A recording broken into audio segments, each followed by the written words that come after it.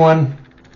Okay, so this chapter in itself was pretty straightforward. It was mostly focused on the tying up of more loose ends and the alliance officially disbanding, with Kid, Law, and Luffy going their separate ways, with each one leaving with a copy of Kaido's rogue poneglyph. So I do like how they are leaving with on a mutual respect for each other, and I feel how they've worked together in the entirety of Wano is going to play a part much later on down the line in the final saga and final arc and whatnot. But of course, in typical fashion, all three of them, I like how they couldn't lead properly without getting into an argument over which direction to take heading out of Wano. And in between all that, we get bits of information, both big and small, revealed to us. The first one is that we get a lot more context behind just how Buggy became an emperor, which is that he started another organization called the Cross Guild Company, where he teamed up with Hawkeye and Crocodile, yes, you heard that right, to pull a reverse Uno card on the government by putting bounties on Navy officers. Which, just knowing that Crocodile and Hawkeye are working with him, things do start adding up a bit more and just start making a lot more sense with how Buggy became an emperor. And just the idea of the Cross Guild Company in itself is just so on brand with someone like Buggy, considering how much of a twisted and scheming entrepreneur he's proven to be. But again, Buggy is just. But again, it's like. But even knowing that, it's just like I still can't help but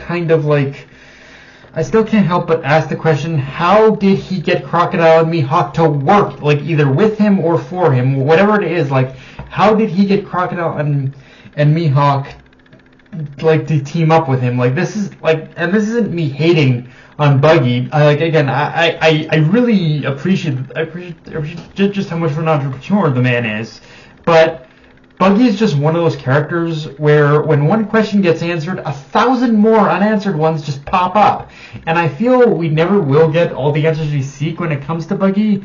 And hell, at this point, with how much of a fucking lucky fucking clown he is, I'm convinced Buggy can and will become Pirate King. Like, seriously, at this point, I would not be surprised if that does happen by the time we reach the end of the series. Like, just pretty much on Oda, just like Oda trolling us, like, yeah, Luffy did, like, I'm sure Luffy will become Pirate King, but at this point, I do have to believe there is a small % chance that, yes, Buggy could become Pirate King. It's a small chance, obviously, but it could happen now at this point. Like, we have to admit, it could happen. And, now, Buggy aside, on top of the rogue poneglyph being distributed among Kid, Law, and Luffy, I suppose we get a clue of sorts of what the next plan of action is, which is finding the man with the burn scar.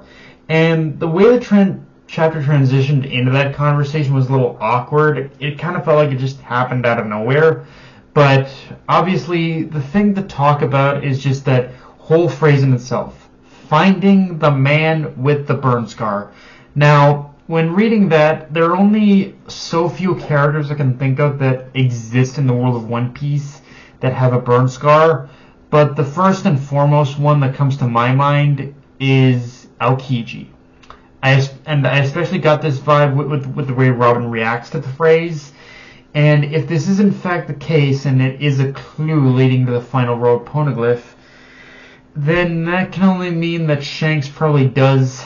Then that means Shanks probably doesn't have the last rogue poneglyph, and that it was possibly taken by and that's actually in Blackbeard's possession, or that Blackbeard stole it from Shanks. But in either one of those circumstances, I think this is Oda's way of saying that right now all routes lead to Blackbeard at this point, and everything that's built up beyond this point in each arc from here on is going to lead to a confrontation with Blackbeard, and just the Throne Wars, and just like this is all having the energy that the Throne Wars have truly begun. Like, at the center of these Throne Wars, it is going to be Blackbeard and Luffy. That's what's going to be. That's how it's going to be.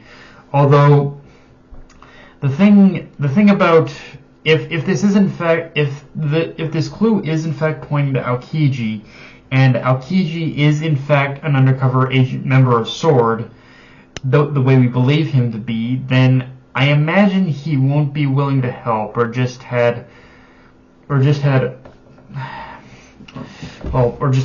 the roan poneglyph willingly. Like, if Aokiji truly has been thrown into this mix, then I think it's made things even more complicated than if it was just Blackbeard we were dealing with. Like the only way I can see this thing not being complicated is if somehow like Jacoby gets involved with this as well, considering he's also a member of SWORD. But it's like, yeah, if this little clue is pointing towards Aokiji, then it's just a question of like, how is this all going to play out ultimately? And yeah, outside of that, we also get a big reveal that Neko Imushi and Inuarashi are stepping down as rulers of Zou and appointing Carrot as its new ruler, which, yeah, I'll be brutally honest, of all the directions Oda would take Carrot by the end of the story, I was not expecting this one. But the way both Neko and Inu lay out their, like, reasoning for this decision, it does kind of start to make sense in my head when you look at Carrot's journey as a whole, and how, even though she still has somewhat of a childlike temperament, Carrot has matured throughout this whole saga of going up against the Emperors, and it is through experiencing those trials and tribulations of the outside world where you do grow the most as a person. And while one could argue that Carrot still lacks a lot of the technical experience of a leader, I personally think that's less of a quality needed for where the world is headed. Like, for where the world is headed now, like, you do almost need someone with those more outside and fresh-faced experiences like what Carrot has, and I do think that is Carrot's experiences especially are going to be especially needed especially needed in order to lead like a country like Zou that has been isolated from the outside world and is slowly going to need to transition, just like with Wano, is going to need to slowly transition into becoming a part of this wider world. And even if Carrot is experienced, I do like how Oda still does address those inexperiences, but by pretty much showing that Wanda and the other Minks are willing to help and compensate for what strength she does lack. So in that all sense, like the way this is presented, it actually wanted to become Oda, like Carrot becoming the new leader of Zou. It actually does make way more sense than I initially thought it would. Now, with that out of the way, we do need to kind of talk about Yamato's little declaration and at the end of the chapter. And you already know my stance on this, so I'm going to try not to repeat myself other than say, outside of the Odin-Roger parallel, I honestly see no reason for her to join the crew. Like, I'm trying to figure out what it exactly is that Yamato can bring to the table as a member of the Straw Hats. But honestly, any role she could serve is already perfectly filled by the other Straw Hats. Like, I guess, like, it's almost seems I guess she has knowledge the others don't from reading Owen's journal, but if it's in regards to One Piece, then Luffy doesn't really care about knowing about what the One Piece is, and just wants to experience the journey of finding out all the mysteries of the One Piece for himself.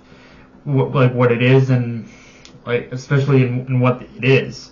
So, and as far as, like, anything in regards to the Void Century, it's kind of the same deal with Robin. So, like, I don't know what narrative purpose she serves at this point to the Straw Hats other than to fill Luffy's 10-member quota he said at the beginning of the series. Like, that's really the only purpose I can see her serving at this point is to basically fill that from 10th member slot of being a 10th member slot on the Straw Hats that Luffy had set for himself. So it's like I don't know.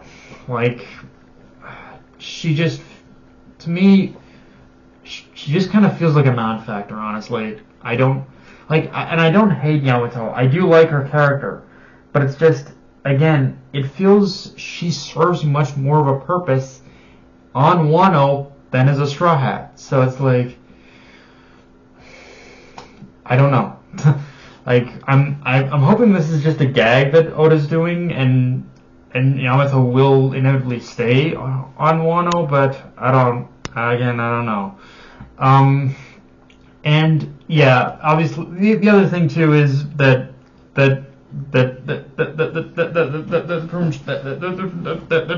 other thing, I guess, is that Sukiyaki reveals himself to Momo and Hiyori, which, yeah, is a very nice is a very nice is a very nice moment. Although I will say that everyone's saying that they knew it was him. It feels kind of like a bit of a troll on Oda's part, like saying, like it's almost like he's basically doing it sarcastically, like everyone's saying it's like, oh yeah, I totally knew it was you, but again, the moment itself is pretty great. But yeah, guys, that's pretty much all I got for this review. If you enjoyed the video, like, comment, subscribe. Follow me on Twitter, Analyst Control. Be sure to notification bell, hit the subscribe button, and just share the video around, guys. Dark Knight Vinay, signing off. Later, everyone.